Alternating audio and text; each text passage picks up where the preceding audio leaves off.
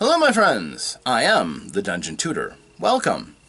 Today, we are doing the second day of RPGaDay 2024, and that means there's another question, another topic for us to answer in the hope that we can expand on what people know about games, find new games to be interested in, and show the whys and wherefores to elevate the gaming community a little bit.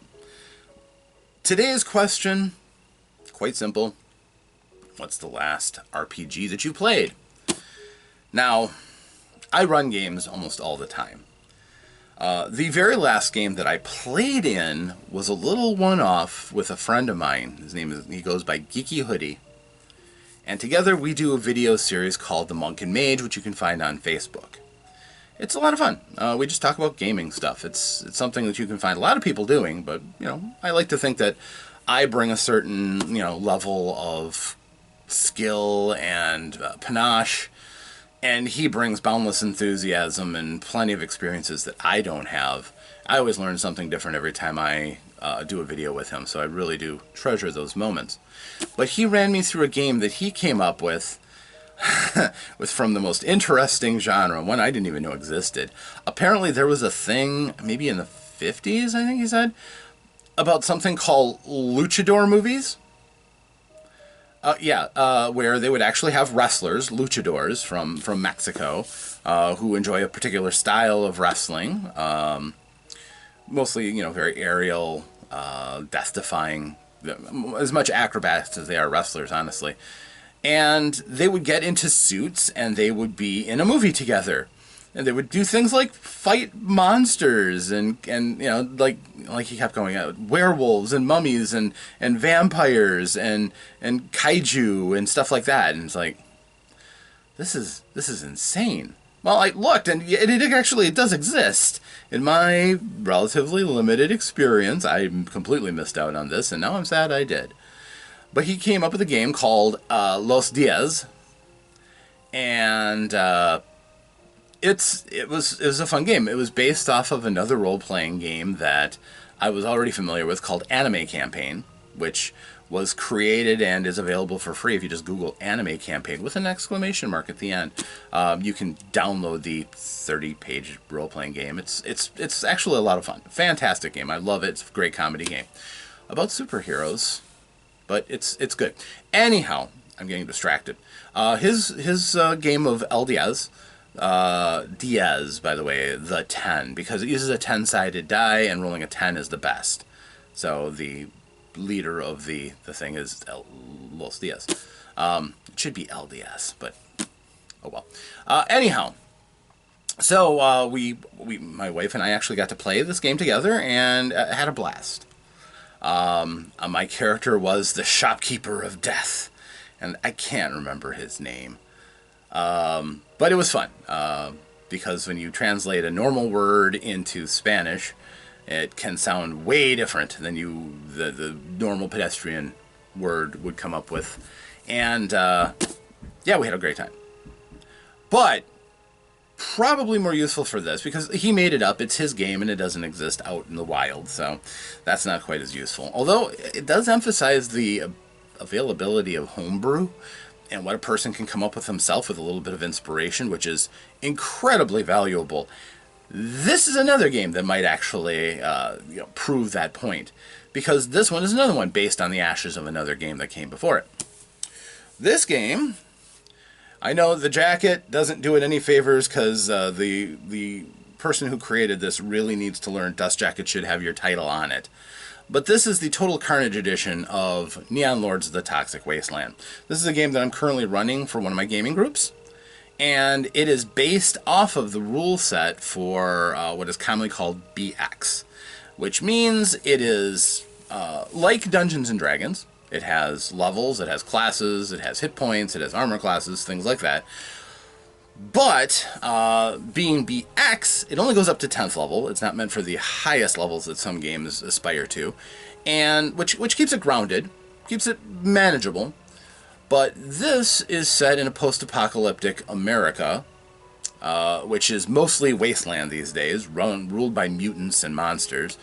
And there are single bright points of civilization in it, the megacities. If you've seen Judge Dredd, if you've seen, any of these, humanity is fond of forming into these enclosed enclaves of civilization that are often more brutal and just as terrifying sometimes as life outside, but with more amenities, running water and stuff sometimes. But your characters are products of this world. So your characters are Deathbringers and War Wizards and sometimes Starspawn and Brudicorns and all kinds of interesting classes that are, again, products of the radioactive wasteland or sometimes aliens that have visited. Yes, it's a very eclectic world. The creator of the game, his name is Brian Shutter. Nice guy, talked to him, loved it. He really loves all of this stuff. So he took all of his loves of 80s and 90s movies and put it together into one wicked package. Gameplay style, fast and loose. This is not a game for tricking out individual bullets if you don't want to.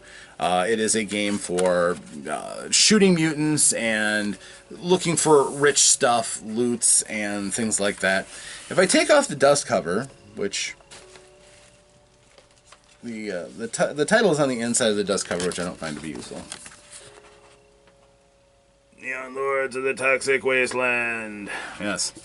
But it does show all the different classes and stuff on the outside cover, which is useful. Cosmic Barbarians, Deathbringers, Space Orcs, yes. But also this Brudicorn right across the front. Yeah. But his actual cover, I think, is, even though, again, on the very front, does not show the title. This shows one of the... I believe this is one of the archdevils that lives on the moon, on Mars, actually. So, but yeah, it's so much good stuff inside. Guns, you got guns. Stuff, just generic, awful pop culture disposable stuff, like a 3-liter bottle of nacho-flavored fizz soda, sure. And they all have powers and abilities. There's stuff going around. Your hairstyle gives you abilities and powers sometimes. It's just madcap. Going through it all, it gives you incredible range of stuff. It's a wonderful change of pace to standard fantasy or whatever it is that you're doing. You can dip your toe into it. At first level, your characters are squishy. It very easily could die. Although it has the modern sentiment of lingering around a death storm when you run out of hit points and you can still be saved, but often with a lasting injury. It is a little gritty. It really can be. But, on the other hand, hosts of fun things to fight, shoot. There is a certain attitude that's packed into the game. From just reading it, it's full of the attitude, but it encourages you to participate in that attitude. A lot of the characters are just, the way they're made they're designed to be exemplars of a certain style of play, which is brutal.